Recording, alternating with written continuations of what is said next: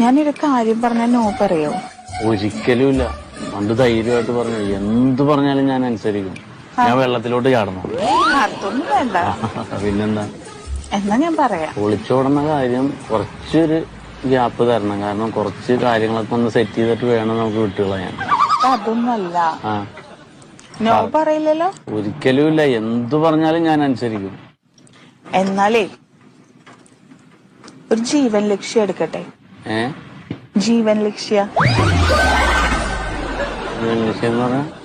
ജീവൻ ലക്ഷ്യ പോളിസിയില്ലേ?